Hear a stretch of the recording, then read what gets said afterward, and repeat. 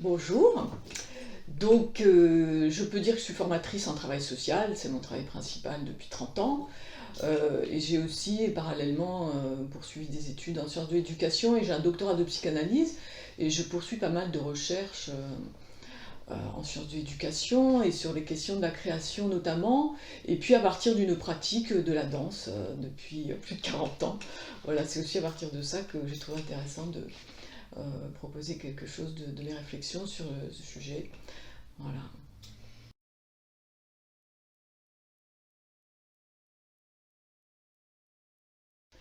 Alors, je poursuis donc une recherche sur ce sujet depuis 2 ans et qui n'est pas encore aboutie, donc c'est plus des hypothèses de travail que je vais proposer là.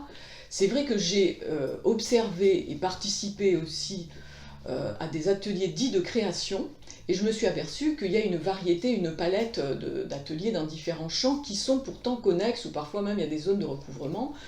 Donc j'ai observé ce terme d'atelier de création à la fois du côté des ateliers éducatifs, menés par des éducateurs spécialisés la plupart du temps, du côté des ateliers d'écriture, qui peuvent être conduits par des écrivains ou par des animateurs, voilà, qui intitulent ça atelier de création, également du côté des arts plastiques. Là, il y a des artistes qui produisent des ateliers de création et on peut y participer, j'y ai participé souvent. Les ateliers danse, les ateliers d'impro, et c'est à partir de cette pratique-là que j'ai commencé à entrer dans la question d'ailleurs. Et puis les ateliers thérapeutiques. Voilà, là aussi il y a toute une palette dite d'ateliers de création. Donc c'est vraiment à partir de cette observation-là que je suis partie, et puis de ce concept étrange quand même, parce que ce terme de création, pour moi, il est très polysémique, hein. Donc moi, je ne parle pas de la création divine, évidemment, je parle vraiment des pratiques de création, et ce qui m'intéresse, c'est effectivement la pratique de l'auteur dans ces ateliers-là, et puis dans la manière dont l'animateur ou l'accompagnateur va se situer pour permettre la création. Voilà, donc progressivement, si tu veux, je suis partie de l'observation de ce processus que va conduire l'auteur, mais qui est grandement amené, incité par le dispositif. La notion de dispositif me paraît très importante parce que c'est la façon dont ça va être configuré par l'animateur qui va différencier pour moi deux sortes d'ateliers vraiment, enfin je mets ça vraiment deux opposés si tu veux.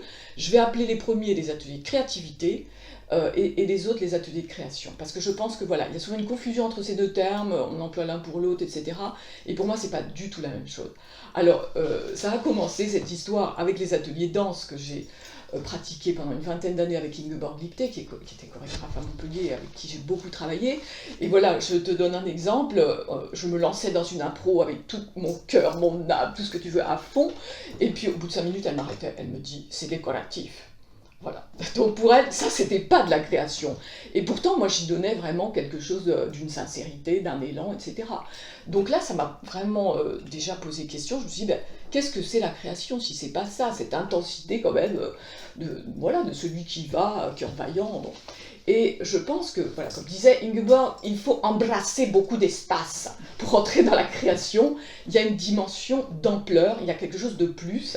Et pour moi, finalement, la créativité, c'est du côté de l'imaginaire, souvent du ludique, on va faire des trucs ensemble, c'est décoratif, comme dit Ingeborg. Voilà, il y a toute une palette de possibles avec des supports qui peuvent être artistiques, on va utiliser de la musique, des idées, des trouvailles, on va inventer des trucs ensemble, il y a souvent un travail de groupe aussi, où tout le monde y va comme ça, il y a une effervescence, très agréable, voilà, on est vraiment du côté du plaisir partagé, de la socialisation, et ces différentes formes peuvent apparaître autant dans les ateliers, comme je te dis, éducatifs, dans les ateliers d'écriture, où là c'est pareil, on va prendre un support d'un écrit, même des écrivains, hein, parfois très torturés, etc., mais on va en faire quelque chose du côté du plaisir, de ce qui vient à l'esprit comme ça, purement spontanément.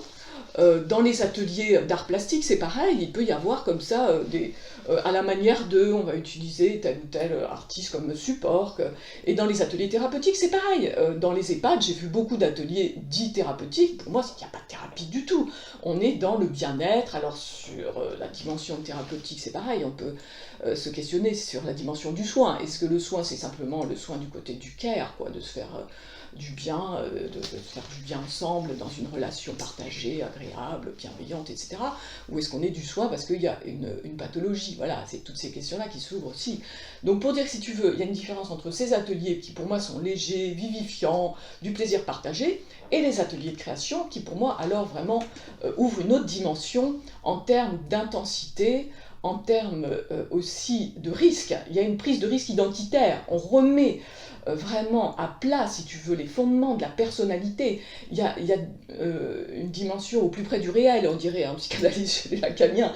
Voilà, on n'est plus dans l'imaginaire, on est vraiment du côté des fondements de la personnalité, de la recherche existentielle, de la quête et de la remise sur le tapis de ce qui nous meut, de ce qui nous fonde, de ce qui nous inquiète. Il y a une dimension d'angoisse potentielle aussi, alors qui émerge vraiment dans ces ateliers-là. Et c'est pour ça que c'est beaucoup plus risqué, c'est beaucoup plus intense, et ça dépend vraiment, il me semble aussi, de la dimension d'accompagnement de l'animateur. Bien sûr, il y a la personne qui est prête ou pas à aller de ce côté-là, hein, qui est prête aussi à prendre le risque d'un requestionnement, d'une auto-exploration aussi plus dévoilée, plus sincère, j'allais dire, hein, enfin qui a une dimension d'effraction vraiment aussi, qui accepte de se laisser faire par ce qui vient, par là une dimension de surprise, d'étonnement qui peut vraiment bousculer, hein, faire mal à certains moments. Voilà, donc il y a la personne concernée elle-même, est-ce qu'elle est prête à ça? Mais il y a beaucoup la dimension de l'accompagnement, de celui qui va bousculer, promouvoir, accompagner aussi avec cette intensité à la fois de bienveillance, de chaleur du côté du care, mais aussi de provocation, d'intensité du côté de l'exigence, tu vois. Et moi, c'est ça que je cherche, évidemment. Voilà, c'est ce que je peux te dire.